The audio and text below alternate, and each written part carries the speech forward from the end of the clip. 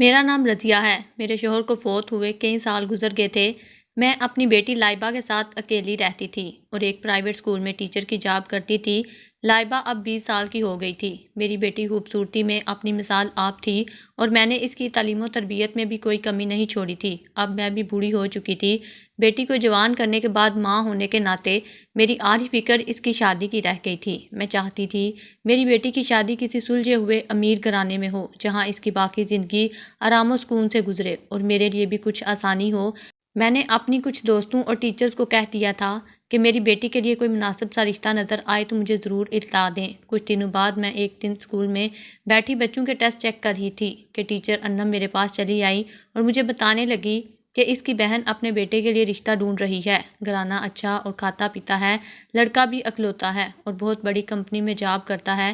میں نے تو تمہاری بیٹی کا ہی رشتہ یہاں کروانا ہے۔ ٹیچر انم نے اتنے مان اور یقین سے کہا تھا کہ میں بھی خوش ہو گئی تھی۔ ویسے بھی وہ میری قریبی دوست تھی، اس لیے میں نے اس کی بات مان کر لڑکے والوں کو گھر آنے کی دعوت دے دی۔ اس دن میرے دل کو قدرے اطمینان ہوا کہ اب میری فکریں کم ہو جائیں گی اور میری بیٹی بھی عیش کرے گی۔ کچھ دن بعد لڑکے کی ماں اور اس کی بہن میری بیٹی کو دیکھنے ہمارے گھر آئے تو سامان سے لدے ہوئے تھے۔ وہ میری بیٹی سے مل کر اتنا خوش اور متاثر ہوئی کہ مجھے سوچنے کا موقع ہی نہ دیا اور مجھ سے ہاں کروا کے ہی دم لیا۔ مجھے بھی وہ لوگ سلجھے ہوئے اور خاندانی لگے تھے۔ میں بھی اپنی بیٹی کے نصیب کھلتے دیکھ کر خوش ہو گئی تھی۔ لڑکے والوں نے جلدی شادی کرنے پر اصرار کیا تھا، جس پر مجھے کوئی اعتراض نہیں تھا۔ یوں چند ملاقاتوں میں ہی میں نے لڑکے کو بھی دیکھ لیا، جو کہ مجھے بہت پسند آیا تھا۔ لڑکے کا باپ فوت ہو چکا تھا، ماں اور ایک چھوٹی بہن ہی تھی، اور دوسرا یہ کہ وہ میری دوست ٹیچر کا بھانجا بھی تھا، اس لیے مجھے اطمینان تھا کہ میری بیٹی اب خوش رہے گی۔ میں نے دن رات لگا کر اپنی ساری زندگی کی جمع پونجی سے بیٹی کی شادی کی تیاریاں شروع کر دیں اور شادی کرنے میں کوئی کسر نہ چھوڑی تھی۔ اسے سب کچھ جو ایک ماں دے سکتی تھی میں نے دے کر اپنی دعاؤں کے ساتھ رخصت کر دیا۔ شادی کے بعد میری بیٹی 2-3 مرتبہ میکے آئی تو اس کے چہرے پر اندرونی سچی خوشی اور سکون تھا۔ میری بیٹی کا کہنا تھا کہ اس کی ساس اس کی بہت تعریفیں کرتی ہے، گھر کا کوئی کام نہیں کرنے دیتی، جہاں بھی جاتی ہیں اسے ساتھ لے جاتی ہیں، میری بیٹی کی اجازت کے بغیر کوئی کام نہیں کرتی، اور میرا داماد بھی میری بیٹی سے بہت محبت کرتا ہے۔ میں لائبہ کی بات سن کر بہت خوش ہوئی تھی۔ میری بیٹی کی شادی امیر گھر میں ہوئی ہے، لیکن کچھ مہینوں بعد جب وہ حاملہ ہوئی تو اس نے مجھے یہ خبر سنا کر بے چین کر دیا کہ وہ اپنی ساس کے ساتھ گاؤں میں رہنے جا رہی ہے، کیونکہ اس کا شوہر کام کے سلسلے میں ملک سے باہر جا رہا ہے اور اب میری بیٹی اس کی ساس گاؤں والی حویلی میں رہیں گے۔ میں اپنی بیٹی کی جدائی کا سن کر اداس ہو گئی تھی۔ میں دل پر پتھر رکھ کر اس سے ملنے گئی اور وہ بھی مجھ سے مل کر خوشی خوشی ساس کے ساتھ گاؤں چلی گئی۔ میں اس کے جانے کے بعد کچھ دن تو اداس رہی، مگر وہ روز اپنی خیریت کی اطلاع دیتی رہتی۔ ایسے ہی 5 ماہ گزر گئے۔ پھر ایک دن اس نے مجھے یہ خوشخبری بھی سنائی کہ وہ بیٹے کو جنم دینے والی ہے اور بہت جلد واپس شہر آ جائے گی۔ میں اس کی بات سن کر بہت خوش ہوئی تھی، مگر اس دن کے بعد سے لائبہ نے مجھے فون نہیں کیا تھا۔ پھر ایک دن میری بیٹی کے سسرال سے اچانک فون آیا کہ اچانک طبیعت خراب ہو جانے کی وجہ سے لائبہ کا انتقال ہو گیا ہے۔ میرے لیے یہ خبر کسی بڑے طوفان سے کم نہ تھی۔ اس جان لیوا خبر نے میری تو کمر ہی توڑ کر رکھ دی تھی۔ میں نے رو رو کر اپنا حال برا کر لیا تھا۔ مجھے اپنی بیٹی کے سسرالی گاؤں کا کچھ علم نہیں تھا۔ مجھے جلدی ہی اس کے جنازے میں گاؤں پہنچنا تھا۔ میں نے اپنی دوست انم کو کال کی تو اس نے مجھے بتایا کہ وہ بھی گاؤں جا رہی ہے، وہ مجھے ساتھ لیتی جائے گی۔ سارا راستہ میں اپنی بیٹی کے غم میں رو رو کر نڈال ہو گئی تھی۔ 3 گھنٹے کے تھکا دینے والے سفر کے بعد میں گاؤں پہنچی تھی۔ اس دوران میں نے اپنی بیٹی کے سسرالیوں کی منتیں کی کہ میرے آنے تک میری بیٹی کو دفنایا نہیں جائے، کیونکہ میں آخری مرتبہ اسے دیکھنا چاہتی تھی۔ میں جب اپنی بیٹی کے سسرال پہنچی تو گھر میں مہمانوں کا خوب رش لگا ہوا تھا، لیکن یہ بات بڑی حیران کن تھی کہ میری بیٹی کو ایک الگ کمرے میں اکیلی چارپائی پر رکھا ہوا تھا۔ میں روتے ہوئے اپنی بیٹی سے لپٹ گئی اور داڑیں مار مار کر رونے لگی۔ شوہر کی وفات کے بعد بیٹی ہی زندگی کے جینے کا سہارا تھی، وہ سہارا بھی آج چھن گیا تھا۔ کچھ ہی دیر بعد کچھ خواتین اندر آئیں اور مجھے کہا کہ اب جنازے کا وقت ہونے والا ہے، آپ باہر آ جائیں۔ مرد اندر آ کر میت کو اٹھا کر لے جائیں گے، لیکن اس دوران عجیب واقعہ پیش آیا۔ ایک ملازمہ مجھے پانی پلانے کے لیے میرے قریب ہوئی اور اس نے مجھے کہا کہ میں تھوڑی دیر بعد سب خواتین کو کمرے سے نکل جانے کا کہوں تو وہ مجھے میری بیٹی کے متعلق کچھ بتانا چاہتی ہے۔ یہ سن کر میں بے چین ہو گئی اور میں نے خواتین سے درخواست کی کہ کچھ دیر اس کمرے میں مجھے میری بیٹی کے ساتھ اکیلا چھوڑ دیا جائے۔ ویسے بھی اب یہ ہمیشہ ہمیشہ کے لیے مجھے چھوڑ کر جا رہی ہے، میں کچھ وقت اکیلے بتانا چاہتی ہوں۔ میری بیٹی کی ساس نے سب عورتوں کو کمرے سے نکال کر ایک ملازمہ کو کمرے میں چھوڑ دیا۔ میں ایک بار پھر اپنی بیٹی سے لپٹ پلٹ کر رونے لگی۔ مجھے یوں محسوس ہوا جیسے میری بیٹی طبعی موت نہیں مری۔ کسی متعلق ملازمہ مجھے بتانے چاہتی تھی۔ میرے پاس کھڑی ملازمہ کچھ دیر میرے چہرے کی طرف دیکھتی رہی اور پھر دوڑ کر میرے پاس آئی۔ اس نے میرے کان میں سرگوشی کی کہ میری بیٹی زندہ ہے۔ میں نے اس کی طرف غیر یقینی سے دیکھا کہ ایسا کیسے ہو سکتا ہے۔ تب اس نے مزید کہا، خود ہی دیکھ کر یقین کر لو۔ میں نے فوراً بیٹی کا کفن ہٹایا تو مجھے محسوس ہوا کہ میری بیٹی کی سانسیں مدھم چل رہی ہیں، البتہ اسے کوئی ایسی زہریلی چیز کھلائی گئی تھی جس سے اس کے ہونٹ اور سارا جسم نیلا پڑ چکا تھا۔ ملازمہ جھوٹ نہیں بول رہی تھی، میری بیٹی سچ میں زندہ تھی، لیکن اسے جلد سے جلد ڈاکٹر کے پاس لے جانے کی ضرورت تھی۔ میں نے ملازمہ کے سامنے ہاتھ جوڑے کہ وہ میری مدد کرے، اس کے بدلے میں اسے منہ مانگی قیمت دینے کو تیار ہوں۔ ملازمہ نے فوراً ہابی بھار لی اور وعدہ کیا کہ وہ میرا پورا ساتھ دے گی۔ میں نے اسے اپنے شوہر کی آخری نشانی سونے کی 2 کنگن جو میں ہمیشہ اپنی کلائیوں میں پہنے رکھتی تھی اتار کر ملازمہ کی مٹھی میں دبا دیے۔ جلدی سے اپنی چادر اتار کر ملازمہ کو دے دی تاکہ وہ میری بیٹی کو یہ چادر پہنا کر کسی بھی طرح یہاں سے فوراً لے جائے۔ ملازمہ نے میرے موبائل سے اپنے شوہر سے مدد طلب کی اور بڑی مشکل سے میری بیٹی کو دوسرے دروازے سے نکال کر لے گئی۔ میں بیٹی کا کفن خود اڑ کر لیٹ گئی کیونکہ مجھے اب سچ کا پتہ لگانا تھا کہ میری بیٹی کے ساتھ آخر سے ظلم کیوں ہوا تھا۔ ملازمہ نے سمجھداری سے میرا چہرہ کفن میں چھپا دیا اور تھوڑی دیر بعد سب کو بلا کر کہا کہ لائبہ کی ماں اپنی بیٹی کا آخری دیدار کر کے پچھلے دروازے سے نکل گئی ہیں۔ وہ جاتے ہوئے کہہ گئی ہیں کہ آج سے میرا اس خاندان سے کوئی تعلق نہیں رہا اور میری بیٹی کو یہیں دفن کر دیا جائے۔ ملازمہ کی بات سن کر گاؤں کی عورتیں مجھے لعن طعن کر رہی تھیں اور میری بیٹی کی ساس اور اس کی بہن مجھے باقاعدہ برے برے القابات سے نوازنا شروع ہو چکی تھیں۔ میں ان کی زبان سے اپنے خلاف اگلتی ہوئی غلاظت سن کر دنگ رہ چکی تھی، لیکن میں سانس روک کے کفن میں چھپی رہی۔ کچھ دیر بعد مرد حضرات آئے اور جنازے کی چارپائی کو اٹھا کر لے گئے۔ میں نے یہاں اپنی زندگی کی سب سے بڑی آزمائش کے ساتھ مقابلہ کیا تھا اور بہت ہمت اور حوصلے کے ساتھ سب کچھ سہا تھا۔ ایک ایسا کڑا امتحان صرف ایک ماں ہی پاس کر سکتی ہے۔ اب باقاعدہ میرا جنازہ پڑھایا گیا اور مجھے قبر کی گہرائیوں میں اتارا گیا۔ میں یہ سب کچھ دیکھتی، سنتی اور برداشت کرتی رہی۔ جب گورکن نے قبر کو بند کر کے کچی مٹی کا لیپ لگایا تو ڈر اور خوف سے اس دن مجھے اپنی سانس حقیقی معنوں میں بند ہوتی محسوس ہوئی تھی۔ میں دل ہی دل میں دعائیں کرتی رہی کہ جلد اس مصیبت سے باہر نکل آؤں۔ جب تمام رسومات کی ادائیگی کے بعد سب لوگ قبرستان سے رخصت ہو گئے تو پھر وہی ملازمہ جو میری بیٹی کو لے کر گئی تھی وہ چپکے سے وہاں چلی آئی۔ اس نے جلدی جلدی مجھے باہر نکال لیا اور ہم دونوں نے مل کر قبر کو دوبارہ پہلے کی طرح بند کر دیا۔ میں نے اس کا شکریہ ادا کیا اور فوراً اپنی بیٹی سے ملنے کی خواہش ظاہر کی، جس پر وہ مجھے اپنے ساتھ گاؤں سے دور ویرانے میں لے آئی جہاں ایک چومڑی میں میری بیٹی کو اس نے سب سے چھپا کر محفوظ رکھا ہوا تھا۔ میں نے ملازمہ کا شکریہ ادا کیا، بیٹی کی جان بچ جانے پر رب کا شکر ادا کیا۔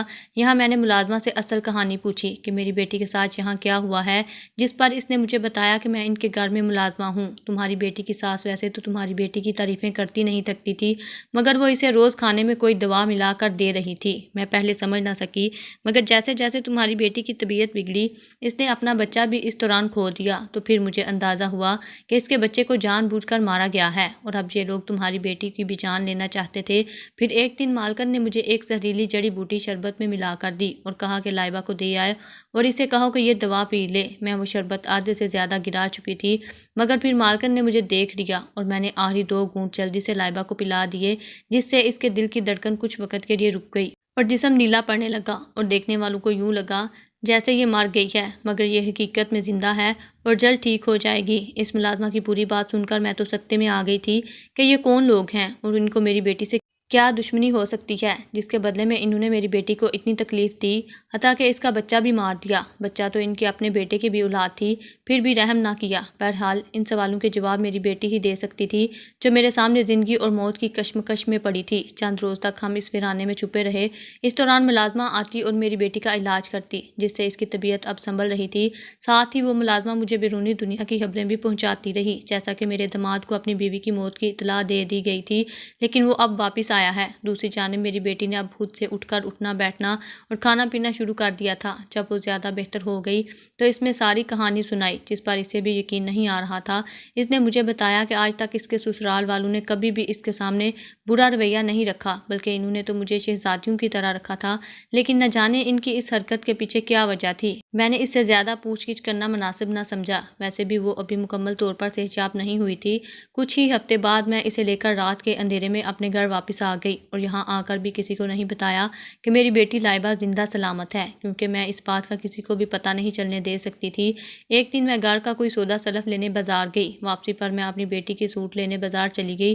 میں ایک دکان پر کھڑی دکاندار سے کپڑے کی قیمت کو لے کر بحث کر رہی تھی کہ وہاں اچانک سے میرا داماد کسی غیر لڑکی کے ہمراہ داخل ہوا۔ دونوں کے درمیان کافی گپ شپ اور محبت نظر آتی تھی۔ اس نے مجھے اور میں نے اسے دیکھ لیا تھا۔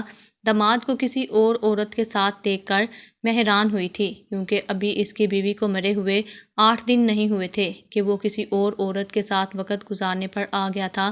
مجھے اپنی بیٹی کے ساتھ ظلم کی وجہ سمجھ آ گئی تھی۔ میں خاموشی سے دکان سے باہر نکل آئی۔ مجھے کچھ تو اب سوچنا ہی تھا۔ میں اپنی بیٹی کو ساری زندگی یوں لوگوں کی نظروں سے چھپا کر تو نہیں رکھ سکتی تھی۔ میں نے گھر آ کر اپنی بیٹی کو ساری صورتحال سے آگاہ کیا اور اسے بتایا کہ اب یہی وقت ہے کہ ان پر حلا کا کیس دائر کر دیا جائے اور علیحدگی اختیار کی جائے۔ لیکن میری بیٹی نے مجھے بتایا کہ اس کا منصوبہ کچھ اور ہے۔ آپ ان پر میرے قتل کا کیس دائر کریں اور پولیس کو ساتھ لے کر گاؤں جائیں۔ گاؤں میں ان لوگوں کی بہت عزت ہے۔ میں چاہتی ہوں کہ ان کا مکروہ چہرہ سب کے سامنے بے نقاب ہو۔ مجھے اپنی بیٹی کی یہ بات مناسب لگی اور میں تھانے جا پہنچی۔ میرا دل بہت گھبرا رہا تھا۔ شکر ہے وہاں ایک لیڈی پولیس آفیسر میری جاننے والی نکل آئی۔ دراصل ان کا بچہ میری ہی کلاس میں پڑھتا تھا اور یوں میں نے اپنے بیٹے کے قتل کے FIR درج کروا دی۔ اگلے دن پولیس نے اپنی کارروائی شروع کی اور گاؤں جا کر تفتیش کی، جس پر زیادہ تر لوگوں نے یہی بیان دیا کہ میری بیٹی کا سسرال گاؤں کا مہذب گھرانہ ہے۔ میں نے پولیس سے قبر کشائی اور پوسٹ مارٹم کی درخواست دی، جسے سن کر میری دوست ٹیچر انم اور اس کی بہن کے ہاتھوں کے طوطے ہی اڑ گئے تھے اور وہ فوراً میری جی حضوری کرنے لگیں کہ تمہاری بیٹی کو ہم نے نہیں مارا، وہ اپنے سسرال میں خوش تھی اور اپنی ہی موت مری ہے۔ لیکن میرا دل اندر سے چھلنی ہوا پڑا تھا۔ میں نے ان کی ایک بھی نہ سنی اور پولیس سے قبر کھودوانے کی درخواست دی۔ یوں گاؤں کے معزز افراد کے سامنے ایک شام کو قبر کو دوبارہ سے کھولا گیا اور یہ سب دیکھ کر سب کی آنکھیں پھٹی کی پھٹی رہ گئیں کہ اندر کوئی بھی انسانی مردہ جسم موجود ہی نہیں تھا۔ یہ سب دیکھ کر تو میری بیٹی کی سانس کے چکے چھوٹ گئے تھے۔ لوگوں نے وہاں گواہی دی کہ قبر میں لاش کو ہمارے سامنے اتارا گیا تھا اور باقاعدہ جنازہ پڑھ کر دفنایا گیا تھا۔ یہاں یہ بات تو صاف ظاہر ہو گئی کہ لڑکی کی موت نہیں ہے، گھر والے ضرور کچھ چھپا رہے ہیں اور اسی لیے لاش کو غائب کر دیا ہے۔ پولیس نے میرے داماد اور اس کی ماں کو حراست میں لے لیا اور ان کی خوب شور مچانے کے باوجود بھی انہیں لے جا کر پولیس اسٹیشن میں بند کر دیا گیا، جہاں دن رات ان کی خوب تواضع اور خاطرداری ہوتی۔ اس کے بعد دونوں ماں بیٹے نے سچ اگل ہی دیا، جسے سن کر میرے تو ہوش ہی اڑ گئے تھے۔ میری بیٹی کے ساتھ جو کچھ بھی ہوا یہ سب انتقامی کارروائی تھی اور اس نے ایک مرتبہ پھر مجھے میرے ماضی میں لا کھڑا کر دیا تھا، جس سے پیچھا چھڑا کر میں بھاگ نکلی تھی۔ آج سے کئی سال پہلے میرا رشتہ میرے والدین نے اپنی مرضی سے طے کیا، تو مجھے اس رشتے پر اعتراض تھا، کیونکہ میں کسی اور لڑکے کو پسند کرتی تھی اور اسی سے شادی کرنا چاہتی تھی۔ لیکن جس لڑکے کو میرے والدین نے میرے لیے پسند کیا تھا وہ بھی مجھے پسند کرتا تھا۔ اس کا نام اسد تھا۔